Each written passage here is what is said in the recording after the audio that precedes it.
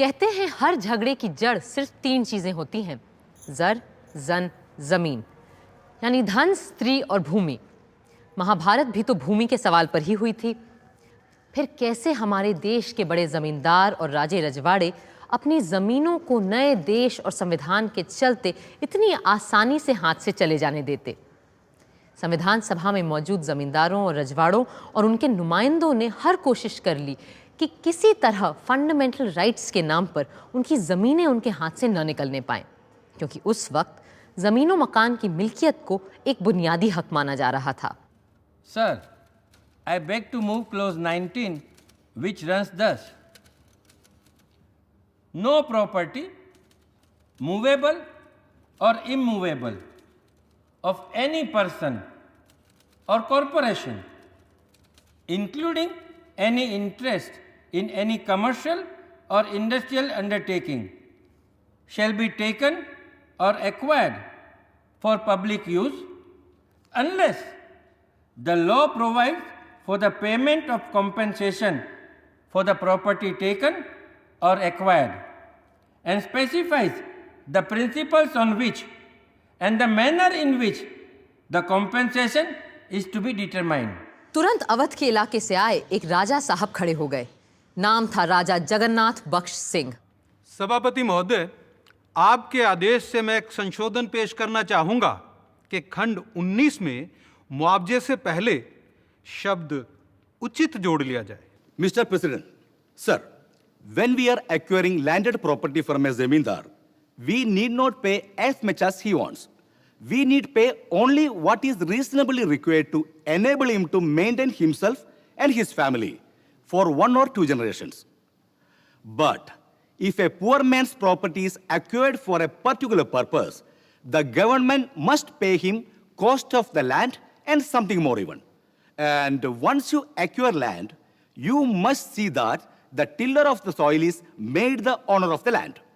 Then alone will we be able to give encouragement to the toiling farmers and make them increase the produce and the national wealth. अध्यक्ष महोदय, यहाँ जमींदारी के उद्गम का प्रश्न भी महत्वपूर्ण हो जाता है।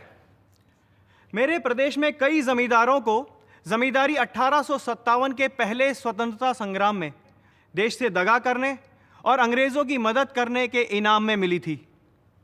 और फिर भी ये ज़मींदार लोग ये सोच के बैठे हैं कि मुआवजे का मतलब है इन लोगों को पूरा कंपनसेशन, यानी पूरी कीमत मिलेगी, पूरा बाजार भाव मिलेगा इनकी ज़मीन का। मगर महोदय, ऐसा करना तो किसी भी राज्य के लिए संभव ही नहीं हो सकता, और इस मौजूदा क्लॉज का प्रभाव तो उल्टा पड़ेगा हम पर।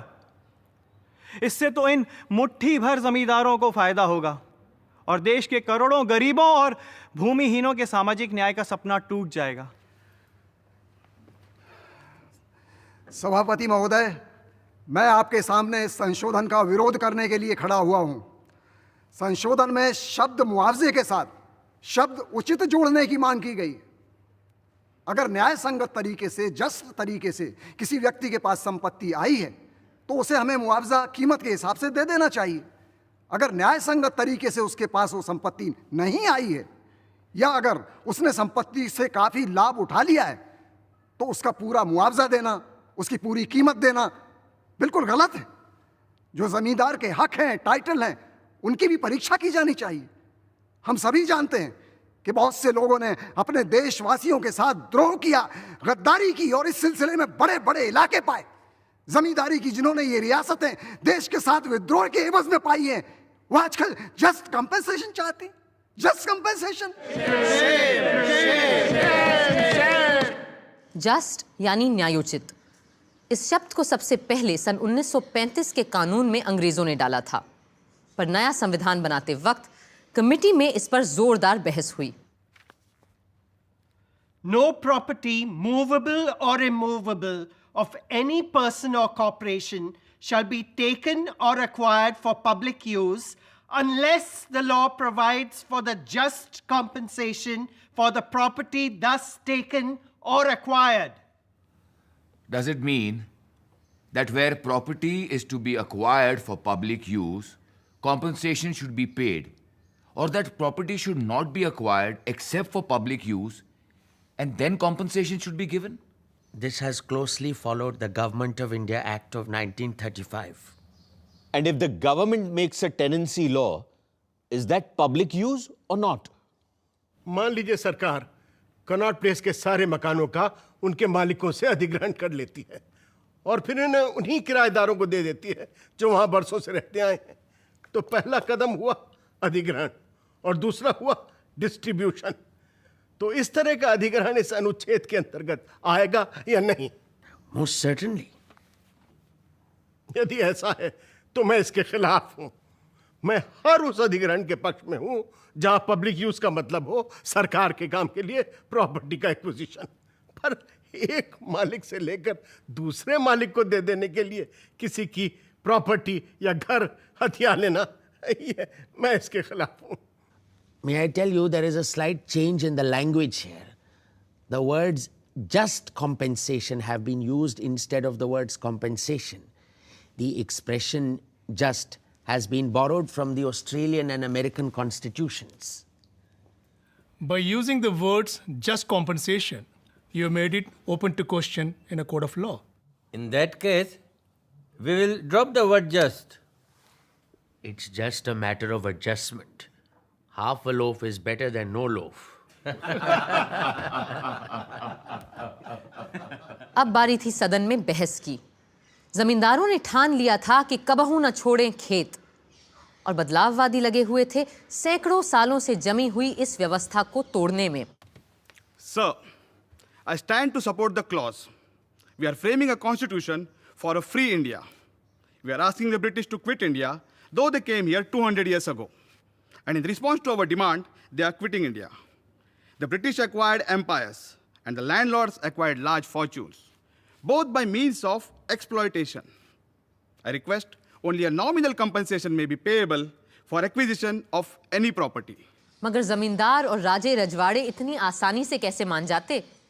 राय बहादुर श्याम नंदन सहाय ने एक और ही पैंतरा फेंका। Sir, this compensation clause does not cover zamindari alone. इसमें पूरे मुल्क में फैली हर तरह की चल और अचल संपत्ति की बात भी शामिल है और हो सकता है आगे चलकर देश के भले के लिए हमें छोटे किसानों की बटाई की काश्तकारी भी एक्वायर करनी पड़े। तो क्या आप उस दिन उन्हें जस्ट कंपनसेशन नहीं देंगे?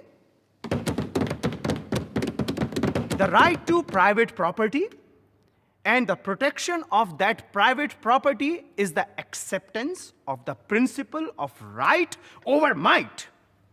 आप चाहें तो इस उसूल को उठाकर फेंक दीजिए, पर इस तरह हम धीरे धीरे स्वराज से जंगल राज की तरफ चले जाएंगे और हमारे समाज का बना बनाया ताना बाना बिखर कर तार तार हो जाएगा।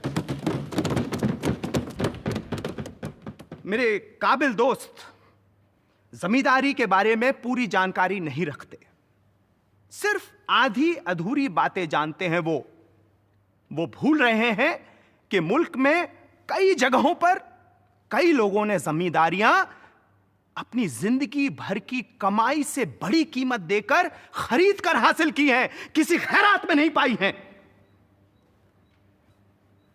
If the honorable mover of the clause 19 feels, as I do, that compensation means just and fair compensation, the mover of the amendment may withdraw his amendment. जनाब, दिक्कत सिर्फ जमींदारियों की नहीं है, बल्कि और बहुत बड़ी है। और ये दिक्कत है उद्योग की, इंडस्ट्री की। अभी कुछ 6-7 साल पहले दूसरी जंग अजीम में कई उद्योगपतियों ने अपनी लागत से कई 100 गुना मुनाफा कमाया है। कपड़ों के कारखाने को ले लीजिए, जहां 50 करोड़ लगाकर कईयों ने तो हजारों करोड़ का मुनाफा कमाया है। विश्व युद्ध में दुनिया में किसी ने भी इतना पैसा नहीं कमाया जितना कि हमारे देश के उद्योगपतियों ने कमाया है। इसलिए मेरा कहना है कि अगर हमने इस क्लॉज को जैसे का तैसा पास कर दिया तो आने वाले वक्त में भूमि सुधार यानी लैंड रिफॉर्म के काम में एक बहुत बड़ी अड़चन पैदा कर जाएंगे। अंत में वोट से पहले सरदार पटेल सारे प्रश्नों का जवाब देने खड़े हुए। The discussion on this question has gone on the wrong track. Those who took part in the debate assumed that this clause was intended for the purpose of acquiring zamindaris. Land will be required for many public purposes. Not only land, but so many other things may have to be acquired. And the state will acquire them after paying compensation and not expropriate them. That is the real meaning of this clause. But the zamindars or some of their representatives thought that their interests must be safeguarded by moving an amendment or by making a speech here. They must recognize the times and move with the times. It is wrong to think that this clause was intended really for them. It is not so. The process of land acquisition is already there, and the legislatures are already taking steps to liquidate the zamindaris. Therefore, we must not or need not go into the question whether zamindars have in the past been patriotic or a nuisance or anything of that kind. It is all irrelevant. And I move this clause as moved by me to be passed.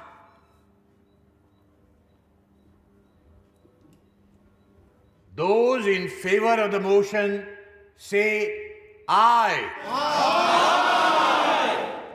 Sardar Vallabh भाई पटेल का भूमि अधिग्रहण के सवाल पर प्रस्ताव पास हो गया, पर जमींदारी खत्म करने का मसला इतनी आसानी से हल होने वाला कहां था। 10 सितंबर 1949 को जमींदारों की जमीन देश के लिए लेने के बारे में एक संशोधन प्रस्ताव संविधान सभा के पटल पर रखा प्रधानमंत्री जवाहरलाल नेहरू ने।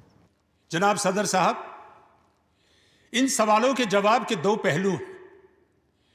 एक, the individual's right to property, और दूसरा, the community's interest in that property.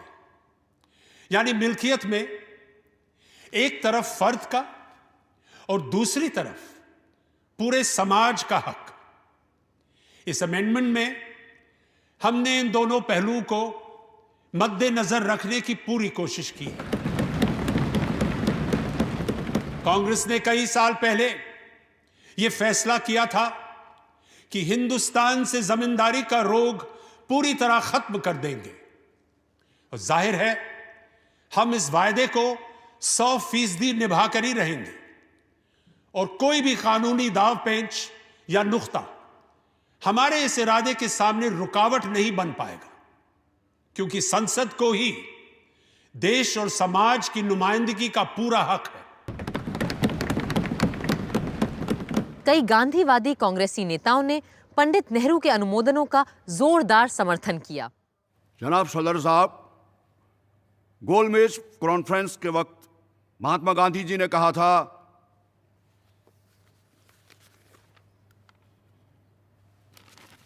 मुझे डर है कि हमें बरसों लग जाएंगे ऐसे कानून बनाने में जिनके सहारे हम मुल्क के दीनहीन गरीबों को उस दलदल से निकाल सकें जिसमें उन्हें सरमाएदारों, जमींदारों, राजे रजवाड़ों और अमीरों ने धकेल दिया है, और फिर बाकायदा वैज्ञानिक रूप से अंग्रेजों ने भी उन पर मिट्टी डाल दी। अगर हमें इन सब दबे कुचले लोगों को ऊपर लाना है तो यह काम करने का राष्ट्र की सरकार को आहत उठाना होगा और कमर कस के यह काम करना होगा। और इस काम को करते वक्त अगर जरदारों, जमींदारों और सरमाएदारों को तकलीफ हुई तो मैं उनसे सहानुभूति भले रखूं, मैं उनकी कोई मदद नहीं कर सकूंगा। लेकिन जिस मुद्दे पर बहस हो रही है, उसका इससे क्या लेना देना है? नहीं जनाब, मेरी बात की रेलिवेंसी इस बात में है कि अगर पंडित नेहरू का संशोधन पास हो गया तो यह काम करना असंभव हो जाएगा। इसलिए मैंने अपने संशोधन प्रस्ताव में लिखा है कि सुप्रीम कोर्ट नहीं, पार्लियामेंट को यह तय करने का अधिकार होना चाहिए कि कब कंपनसेशन देना है और कब नहीं देना है। Sir, Mahatma Gandhi preached and lived his doctrine of aparigraha, that property holders should be mere trustees of that property for the good of the community. If the great ideal of the Ishopanishad, renounce that you may enjoy by renouncing, had this been followed by property holders, then all these conflicts, all these disputes about property would not have arisen. But sir, that unfortunately has not been the lot of humanity. The history of humanity, as has been stated by a great historian, it's strewn with the crimes, follies, and stupidities of mankind. Let us not talk of the follies and stupidities of mankind. Let us confine ourselves to the article under consideration. Kamat साहब तो चुप हो गए, पर socialist नेता professor K.T.. Shah को चुप कराना आसान नहीं था। सर, एक फ्रेंच फिलोसोफर से एक बार किसी ने पूछा कि व्हाट इज प्रॉपर्टी, ये जायदाद किस चीज का नाम है? तो उसने जवाब दिया, जायदाद यानी चोरी का माल। मुझे लगता है कि चोरी तो बड़ा भलमन साहब का शब्द है, क्योंकि अगर आप इसकी जड़ में जाएं तो देखेंगे कि ज्यादातर जायदादें सिर्फ चोरी से नहीं बल्कि जबर से, धोखे से और हिंसा से प्राप्त की गई है, और इन बातों को किसी भी व्यवस्था में सही नहीं ठहराया जा सकता है। अगर आप उन लोगों को मुआवजा देने की बात कर रहे हैं जिन्होंने बड़ी बड़ी जायदादें बनाई हैं, फिर वो चाहे कितनी भी पुरानी क्यों ना हो, तो याद रखिएगा कि इनके पीछे जबर, धोखे और हिंसा का ही हाथ है, और ऐसे लोगों को मुआवजा देना उन उसूलों के बिल्कुल ही खिलाफ होगा जिनको लेकर हम अपना कॉन्स्टिट्यूशन बनाने बैठे हैं। इस डर से कि कहीं जमींदारों की जमीनें बिना पैसे के न ले ले सरकार, कुछ कांग्रेसियों ने कांग्रेस के ही इतिहास की दुहाई दी। Sir, in 1945-46, our leaders issued the Congress election manifesto to the nation, in which, referring to the reform of the land system and acquisition of property, they declared, and I quote, "The reform of the land system, which is urgently needed, involves the removal of intermediaries between the peasant and the state. The right of such intermediaries should therefore be acquired on payment of equitable compensation." Sir, are we to fall into the trap of the socialists and take shelter under the law and pay no compensation in the name of the law? Or are we to stand by the Congress Parliamentary Manifesto that equitable compensation should be paid? That is why I want the exact words of the manifesto to be introduced in the amendment of Pandit Jawaharlal Nehru. Sir, our honored Prime Minister has in effect said that property belongs to the public, to the people. He said that property belongs to the people, and the people want it, and therefore they must take it. Compensation or adequacy of compensation does not enter into the picture. Sir, I believe the communists, the socialists, and the supporters of this article would kill and eliminate the middle classes and the upper middle classes altogether. Whilst the communists would kill them by use of force and violence, the socialists would kill them, as apparently Professor K.T. Shah would do, by arguments, by speeches, and by theories. The sponsors of the present article would kill them by use of law. But I think you're a zamindar. Mr. Das says that I am a zamindar. ये आपका status बढ़ा रहे हैं आपको जमींदार कह के। Well, Mr. Das thinks of many things that are not real. I was a very petty zamindar, but I sold away my interests 5 or 6 years ago, for I saw what was coming. Today, I am independent, free, and dispassionate, a man having absolutely no interest in that question. I am safe and happy. But those poor zamindars who believe in the stability of the law of the land are today sadder, though wiser. Sir, in India, when we nationalized the Reserve Bank, the full market price was given, though at a time of depression. The question is, does zamindari property differ from other properties so as to receive this step-motherly treatment? There's nothing like a zamindar during the period of the Hindu kings. During the Muslim period, they were unconsciously created as a matter of administrative necessity. We all know the history. All I want is to limit the payment of minimum compensation to 12 times. Sir, in UP they desire to pay 8 times. I want to make it 12 times. UP की विधानसभा में जमींदारों को उनकी सालाना मालगुजारी का 8 गुना देकर उनकी जमीनों का अधिग्रहण करने का प्रस्ताव रखा गया था। इस राशि को और बढ़वाना चाह रहे थे श्री नजीरुद्दीन अहमद, पर कुछ का कहना था कि हम जरूरत से ज्यादा दे रहे हैं जमींदारों को। सो बहस जारी रही। Sir, mention has been made of the UP legislation on the abolition of the Zamindari Bill. The UP Assembly stands committed to the principle of abolition of capitalism.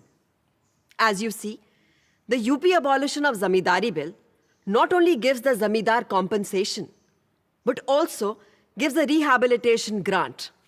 So it proves that it is not in a vindictive spirit that the house in the future may or will function, or the new order that is to be created will be pursued in any arbitrary way. Thank you. Sir, there is no question of expropriation of property. The question of nationalization or socialization really does not arise today. These are issues that have been raised to confuse the matter. Shrimati Renuka राय का तर्क था कि इस clause का जायदाद के राष्ट्रीयकरण या समाजवाद से कोई लेना देना नहीं है। If someone thinks that the state is going to steal his property, then he is wrong. The government is here to protect you, not harass you in the name of nationalization. The government has laid down its economic policy. That policy does not include any nationalization or socialization, except in the case of the abolition of zamindari.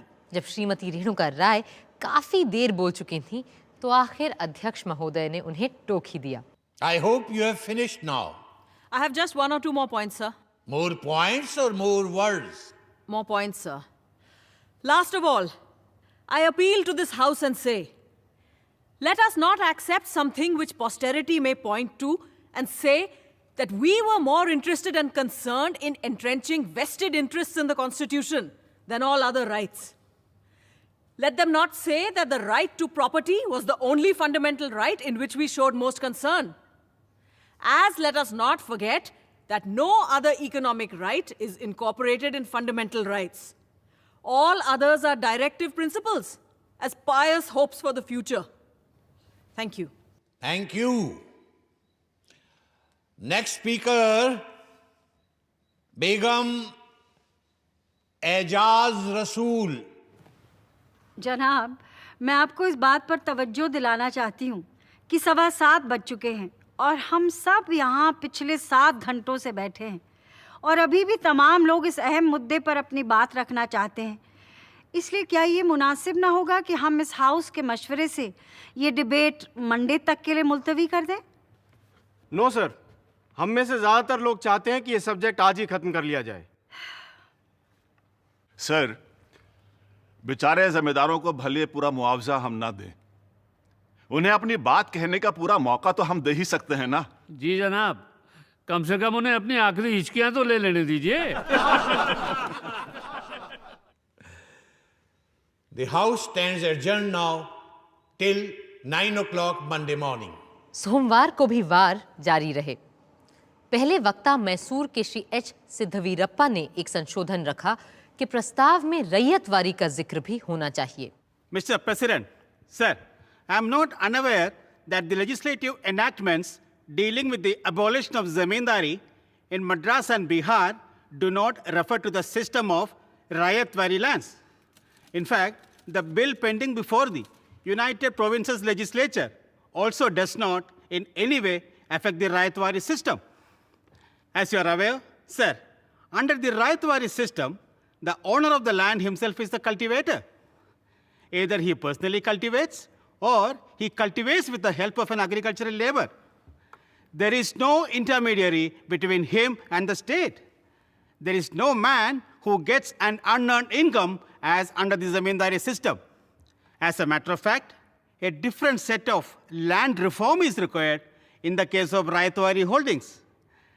I am moving this amendment as a matter of caution and prudence. Darbhanga के राजा कामेश्वर सिंह का नजरिया जाहिर है पंडित नेहरू से बिल्कुल उल्टा था। हमें बड़ा धक्का लगा अध्यक्ष महोदय, जब हमें यह पता चला कि यह अमेंडमेंट किसी और ने नहीं बल्कि खुद हमारे प्रधानमंत्री जवाहरलाल जी ने पेश किया और इसके पीछे श्री एन गोपाल स्वामी अयंगार, श्री अलादी कृष्ण स्वामी अय्यर, श्री के एम मुंशी और यूपी के प्रीमियर पंथ जी जैसे संवैधानिक और कानूनी दावपेच के माहिर लोगों ने पेश किया। मेरी समझ में एक बात नहीं आई अध्यक्ष महोदय कि कैसे इस तरह के जबरदस्ती जब्ती के कानून को संविधान में पास करवाना जायज हो सकता है, क्योंकि इस तरह के कानून को कभी कोई अदालत सही और न्यायोचित मान ही नहीं सकती। मैं यहां उपस्थित तमाम लोगों से पूछना चाहूंगा कि क्या आप लोगों को इस तरह के भेदभाव की नीति ठीक और सही लगती है? इज इट फेयर और जस्ट? मुझे इस बात का इल्म है अध्यक्ष महोदय कि कांग्रेस पार्टी ने जमींदारी उन्मूलन का बीड़ा उठाया है, पर उसी तरह कांग्रेस पार्टी ने यह भी तो वादा किया था कि वो जमीन के हर टुकड़े का बाकायदा उचित मुआवजा मुहैया करवाएगी।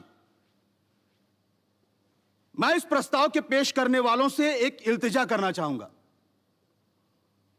कि वो इस सदन में कोई भी ऐसी हिमाकत ना करें जो उन उसूलों को ही तोड़ दे जिन पर कांग्रेस जैसी संस्था की बुनियाद खड़ी है। Mr. President, sir, in supporting Article 24 as moved by the Honorable Prime Minister, I crave the indulgence of the House to say a few words, as I have not always seen eye to eye with the Honorable Prime Minister. I might mention that I am a small proprietor who is vitally affected by the Madras legislation. But I felt that the clause as moved by the Honorable Prime Minister enabling the government to seek the certification of the President will put an end to litigation.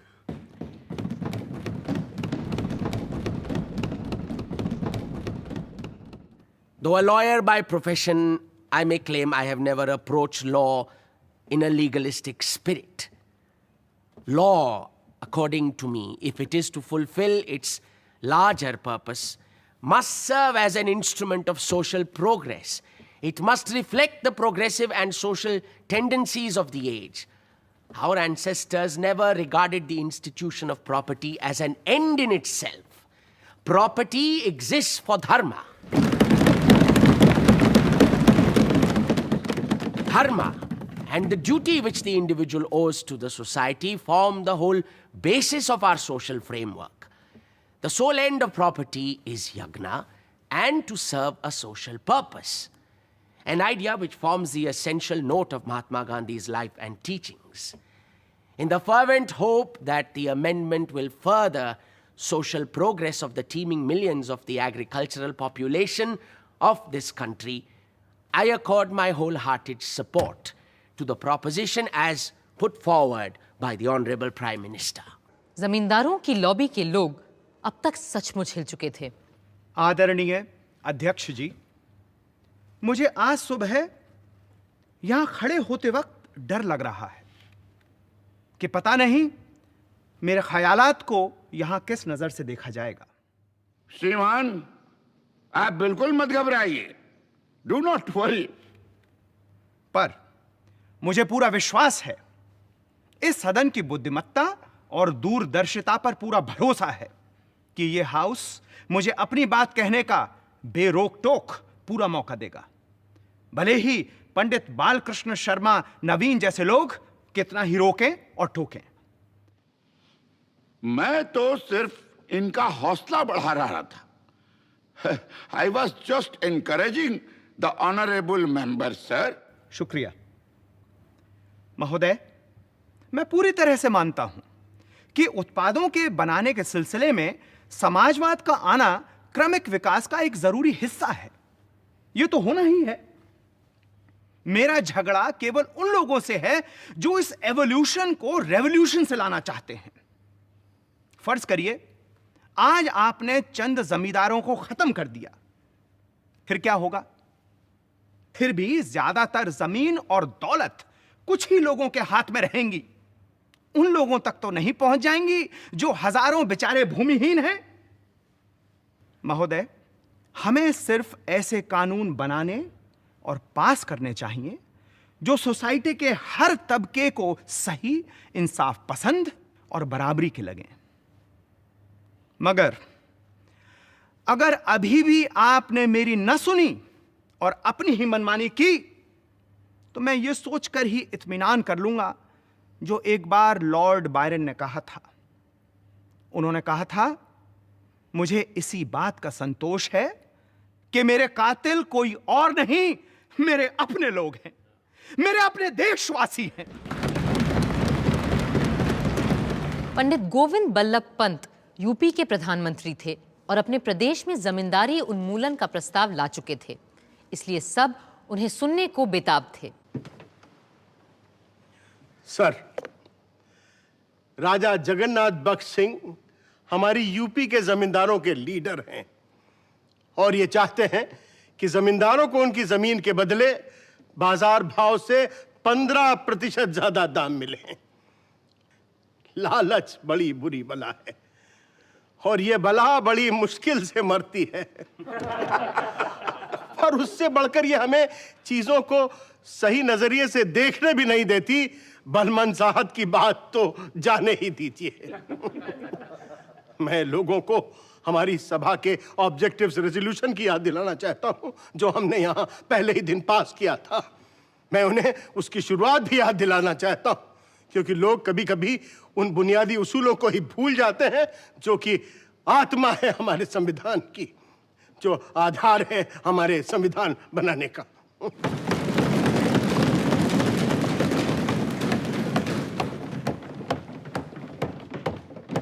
मैं साफ कर देना चाहता हूं कि हमारे संविधान में जमींदारी उन्मूलन और भूमि सुधार लाए ही इसलिए जा रहे हैं कि हम संघ के सामाजिक उद्देश्यों को पूरा कर सकें।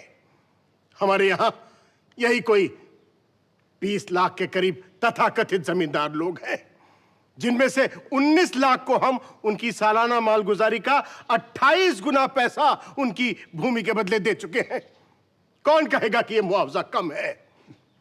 क्या यह बेइंसाफी है? क्या यह काफी नहीं है कि चाहे कोई अपनी जमीन से कितना कम क्यों ना कमाता हो, हमने उसकी भूमि का कम से कम 8 गुना तो पैसा उसे दिया ही है। आप में से जो लोग जमींदारी के इतिहास से वाकिफ हैं वो तो जानते ही होंगे कि जब अंग्रेज जमींदारी की व्यवस्था लेकर आए थे तो इन जमींदारों को इनकी पूरी कमाई का 10% से अधिक रखने की इजाजत नहीं थी और कभी कभी तो इनको अपनी जेब से पैसा अंग्रेजों को देना पड़ता था कि इनकी नंबरदारी चलती रहे। हाँ, जमींदारों ने जो बोया था वही आज काट रहे हैं। ये इन्हीं की करतूतों का फल है। अध्यक्ष जी, जमींदारी की बात करते समय हम उसे कैसे नजरअंदाज कर सकते हैं जो आज चीन में हो रहा है, जो आज बर्मा में हो रहा है। सो मेरी पूरे हाउस से अपील है कि ये आर्टिकल पास करते वक्त हम पूरे माहौल को ध्यान में रखें और अपनी नजर उन उद्देश्यों से ना हटने दें जिनको लेकर हम यहाँ अपना संविधान बनाने बैठे हैं। हवा का रुख किधर को है ये सबको पता था, पर फिर भी जमींदार और रियासतों, रजवाड़ों, ठिकानों वालों ने उम्मीद नहीं छोड़ी थी। वो इस कोशिश में लगे थे कि जितना फायदा भी मिल सके उतना ही सही। बेगम एजाज रसूल खड़ी हुई एक इमोशनल अपील के साथ। कुछ लोग ये ज़रूर समझेंगे कि मैं इस तरह का बयान इसलिए दे रही हूँ क्योंकि इसका मुझ पर सीधा असर होने वाला है। जनाब, मेरी आवाज़ कितनी भी बेअसर और कमज़ोर क्यों ना हो, लेकिन मैं सैकड़ों हज़ारों लोगों के जज्बात की तायीद कर रही हूँ। हिंदुस्तान के कई अदद अखबारों ने भी इसके हक में अपनी राय जाहिर की है। यूपी में ज़मींदारी बिल के मातहत तकरीबन 1 करोड़ लोगों की आमदनी पे बुरा असर होगा और जो मुआवजे की तजवीज़ पेश की जा रही है उससे तो 2 जून की रोटी भी मैसर नहीं होने वाली। क्या यूपी के वजीर आज़म ने इस बारे में सोचा भी है कि इन बेचारों का क्या हश्र होने वाला है? बिना किसी जरिया माश के इन्हें दर बदर भटकने के लिए बेदखल किया जा रहा है। क्या आप क्या कह रही हैं बेगम साहिबा? जमींदारी तो वैसे ही खत्म होने वाली है। I warn the Premier of UP that by depriving the zamindars of their source of livelihood without making any proper provision for them, he is creating problems for himself, which it may be difficult for him to cope with. माफ कीजिएगा बेगम साहिबा, क्या आप श्रीमान पंत को धमकी दे रही हैं? Are you daring premier Pant? Order, order. और इसी के साथ अध्यक्ष महोदय ने आखिरी वक्ता को बुलाया। मौलाना हसरत मोहानी। जनाब सदर साहब। मौलाना साहब, I wish to remind you that we are closing in half an hour's time. अत्सरे नो, मैं अपनी बात साफ कर दूं कि मैं पंडित पंत जी के पूरे ढंग और ढर्रे के ही खिलाफ हूं जो इन्होंने जमींदारी खत्म करने के ढोंग के तौर पर किया है। ढोंग से क्या मतलब है आपका? ढोंग लफ्ज का इस्तेमाल मैं यहाँ जानबूझकर कर रहा हूँ क्योंकि मेरे शातिर सियासतदां दोस्त पंजी ये तो अच्छी तरह से समझ ही चुके होंगे कि उनके इस कदम से जमींदारी खत्म नहीं होगी बल्कि हमेशा के लिए अपने पैर और कस के जमा लेगी। इनका कहना है कि अगर बटाईदारों ने 10 गुना किराया दिया तो ये उन्हें भूमिदार बना देंगे। मैं कहता हूं कोई भी इन लफ्जों के हेर फेर से बेवकूफ बनने वाला नहीं है। आखिर इसका मतलब ही क्या हुआ? फर्क ही क्या है भूमिदार और जमींदार में? जमीन फारसी का लफ्ज है और भूमि संस्कृत का शब्द, और पंडित जी एक को हटाकर दूसरे को ला रहे हैं बस। ये और कुछ नहीं, लफ्जों का खेल है, लफ्फाजी है। ये भूमिदार और कोई नहीं, कल के जमींदार ही होंगे और चंद जमींदारों के बदले हम बहुत से भूमिदारों को खड़ा कर देंगे बस। Sir, the question may be put now. Closure has been moved. I am going to put the question of closure to the House.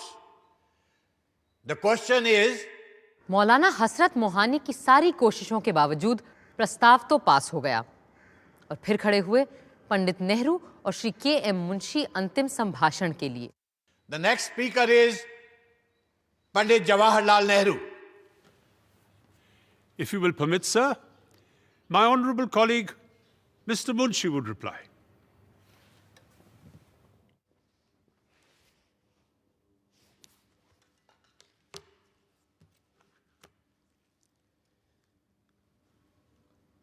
अध्यक्ष महोदय, सर,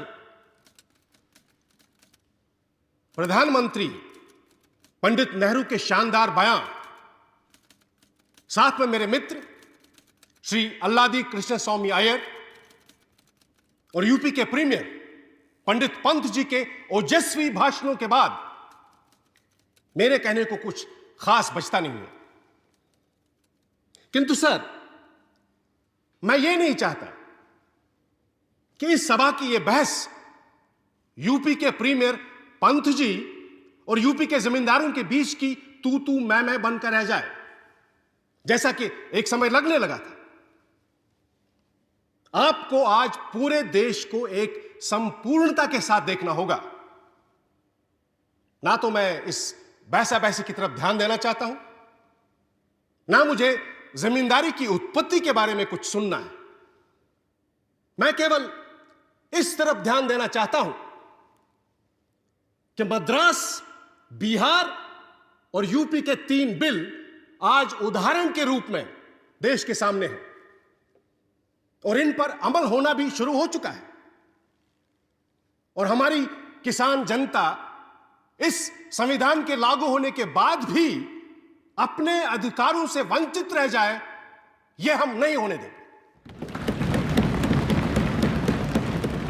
इन 3 लेजिस्लेशंस, इन 3 प्रस्तावों के अंतर्गत 7 करोड़ 40 लाख एकड़ जमीन आती है।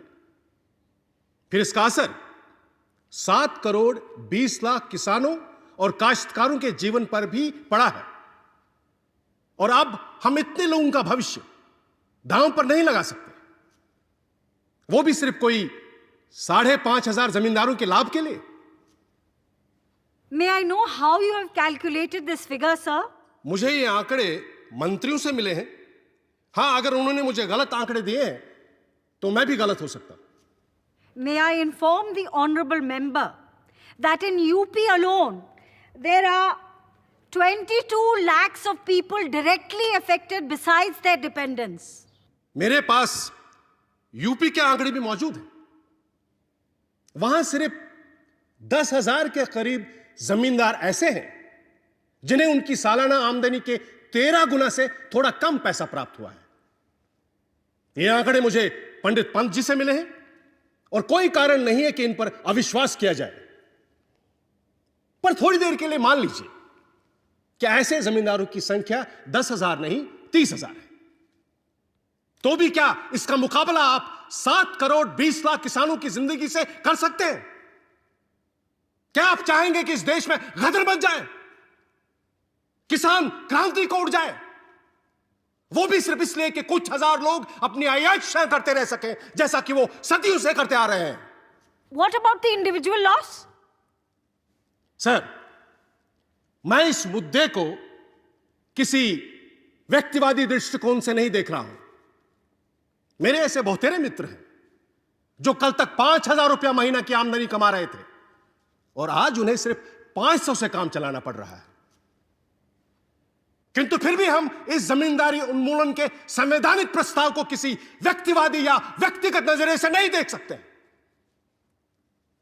आज जो हमने यहां किया है वो एक राष्ट्रीय और सामाजिक क्रांति है और अब हम पीछे की ओर नहीं पलट सकते।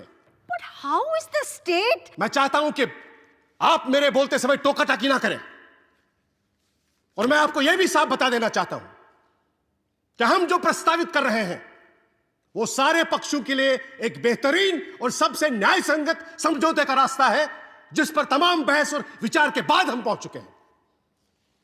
और यह सदन जितनी जल्दी इसे स्वीकार कर लेगा उतना ही शुभ और सुंदर होगा। जमीन का मसला इतना लोगों के दिलों से जुड़ा हुआ था कि संविधान सभा के संसद में तब्दील होने के कुछ महीनों बाद ही नए गणराज्य की संसद को जमीन के सवाल पर ही पहला अमेंडमेंट लाना पड़ा। 16 मई 1951 को पंडित जवाहरलाल नेहरू ने यह प्रस्ताव सामने रखा। Now I shall proceed with the other article, the important one, namely Article 31. This article deals with the abolition of the zamindari system, with land laws and agrarian reform. I am not a zamindar, nor am I a tenant. I am an outsider. But the whole length of my public life has been intimately connected with agrarian agitation. And if there is one thing to which we as a party have been committed in the past generation, it is agrarian reforms and the abolition of the zamindari system. With compensation, sir. With adequate and proper compensation. Not too much. Adequate is quite enough, sir. Thank you. We do not allow anyone to suffer, but inevitably in big social changes, unfortunately, some people have to suffer. Somehow we have found that this magnificent constitution that we have framed was kidnapped and purloined by the lawyers. It is a paradise for them. I do not grudge anyone entering paradise. What I do object to is the shutting of the door and preventing others from coming in. The other day, I was reading an article about India by an eminent American. The author finished off by saying that India has very difficult problems to face. But the most acute can be put in 5 words: land, water, babies, cows, and capital. No lawyers there.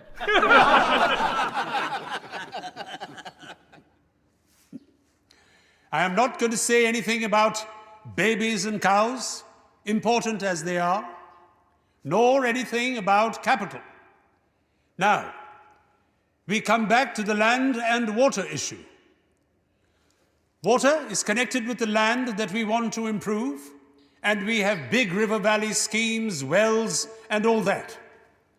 Finally, we come back to the land, which is the most important of all.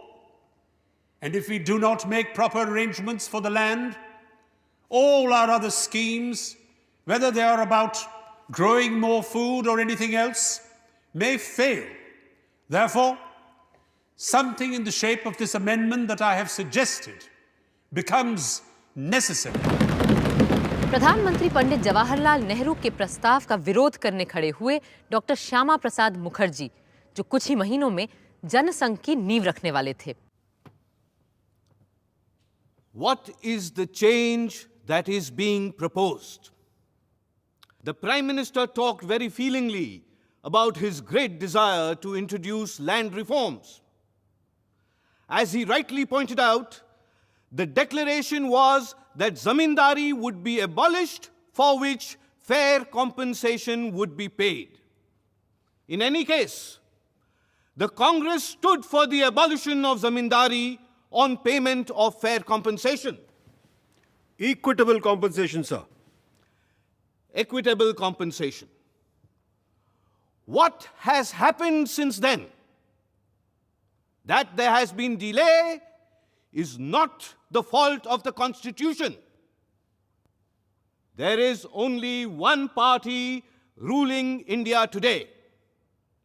All the governments are under control of a centrally organized party. Why has not the center sat down and given some sort of formula saying, this is the formula that every state should adopt in effecting land reforms, with minor changes as local conditions may necessitate? Therefore, I would very earnestly suggest that a situation has not yet come when any change in Article 31 is called for. If you tried it and failed, then I would understand your anxiety to change the Constitution. But merely in haste, you come and say, I cannot achieve something quickly. I cannot wait for the fulfillment of the provisions of the Constitution. Let us get hold of all legislative enactments and deem them as legally passed. Would you please let me know whether the will of Parliament is supreme or not? Since the will of Parliament is supreme, I am appealing to the sober will of Parliament not to do something that is dangerous. Some of us would doubt whether the honorable member really means what he says. The Honorable Prime Minister apparently thinks he is standing before a mirror and thinks everybody is like himself. Doctor Shyama Prasad Mukherjee का पंडित नेहरू से मतांतर राजनैतिक और सैद्धांतिक था, पर बहुत से जमींदारों के लिए तो ये जीने मरने का प्रश्न था. दरभंगा के राजा कामेश्वर सिंह भी उन्हीं में से एक थे और किसी भी तरह के लैंड रिफॉर्म के सख्त खिलाफ थे। बल्कि उस दिन तो वो उस संसद के भी खिलाफ हो गए जिसके वो खुद सदस्य थे। This parliament again is a provisional one, and it cannot be said to be reflecting the will of the people. It is highly improper to make fundamental changes in the constitution without making any reference to public opinion. The Prime Minister, I am constrained to say, is creating a very bad precedent by sowing the seed of executive despotism and playing with the supremacy of the constitution for party advantage. वामपंथी किसान नेता Shri MP Mishra ने कामेश्वर सिंह जैसे जमींदार को मुंह तोड़ जवाब दिया। श्रीमान जी, पंडित जवाहरलाल नेहरू प्रधानमंत्री हैं। यदि देश की इच्छा, आकांक्षा और विचारों का प्रतिनिधित्व कोई कर सकता है तो वो यही व्यक्ति है। कई हाई कोर्ट्स ने जमींदारी एबोलिशन एक्ट को गैर कानूनी घोषित किया है। बिहार प्रांत में तो जमींदारी को ही कानूनी तौर पर गैर कानूनी घोषित कर दिया गया है। मुझे हैरानी होती है कि अब भी कुछ लोग चाहते हैं कि आज इस प्रश्न पर जनमत कराया जाए कि जमींदारी रहनी चाहिए या नहीं रहनी चाहिए, कंपनसेशन देना चाहिए या नहीं देना चाहिए। उन्हें शायद याद नहीं कि क्यों तेलंगाना के 12 किसानों के प्राणदंड की सजा को माननीय राष्ट्रपति महोदय ने आजन्म कारावास में बदल दिया था। उस प्रदेश के किसान जमींदारों के आतंक से त्रस्त हो गए थे, उनके जुल्मों से पागल हो गए थे, जिसलिए आज श्री विनोबा भावे उनको शांत करने के लिए वहां घूम रहे हैं। और ये सिर्फ इसलिए हुआ कि वहां के जमींदारों ने किसानों की हड्डियों तक को चूस लिया था। और अब भी आप चाहते हैं कि जनमत संग्रह कराया जाए।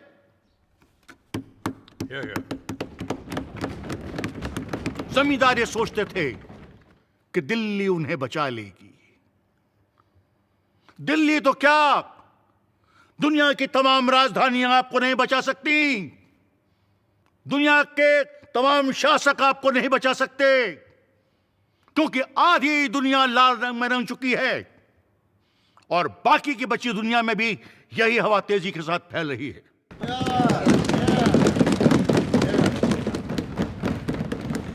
क्या अब भी सुप्रीम कोर्ट जाने की आवश्यकता है? सीरियस सी बात है। ये जज, ये जुडिशरी आखिर किसका क्रिएशन है? अमेरिका के प्रेसिडेंट रूजवेल्ट ने, आप लोगों ने तो पढ़ा होगा, अच्छे अच्छे जजेस को हटाकर अपनी पसंद की जजेस की नियुक्ति कर दी। हम ये तरीका अख्तियार नहीं करना चाहते और इसीलिए इस विधान में संशोधन लाना चाहते हैं। उस दिन भी फर्स्ट अमेंडमेंट को सबको समझाने और उसे सदन के तूफानी थपेड़ों से बचाकर किनारे लगाने का काम किया डॉक्टर अंबेडकर ने। Now I come to clause 4 of the bill. This clause introduces a new article, 31A. What this article does is to permit a state to acquire what are called estates. Secondly, it says that when legislation is undertaken to acquire estates, nothing in the fundamental rights shall affect such a legislation. I am emphasizing the word estate. The new article does not apply the acquisition of land. It applies to the acquisition of estates in land, which is a very different thing. I would have very much liked if the state had acquired all these properties and kept the land to create collective farming and cooperative farming. We have a large number of landless laborers in this country. But when you make these laws, making the tiller of the soil the owner of it, what provision can you make for the welfare of these landless laborers? If you want the betterment of agriculture, I'm convinced the intermediaries must be liquidated. The original article exempted compensation for the acquisition of zamindari rights. We are now dealing with exemption of discrimination. I do not see why Article 31 should now continue to operate when there is a law for the purpose of acquiring these estates. वक्त के साथ जमीन जायदाद की मिल्कियत को बुनियादी हकों से खारिज कर दिया गया। इसके बाद भी भूमि और संपत्ति के कानूनों में कई बदलाव हुए हैं और हो रहे हैं और शायद फिर होंगे। जैसे 2013 में भूमि अधिग्रहण के लिए 80% गांव वालों की इजाज़त लेना लाजमी कर दिया गया है। इस दास्तान ज़मीन और जायदाद का अंत कब और कहां होगा, इसके बारे में तो यही कहा जा सकता है कि आगे आगे देखिए होता है क्या।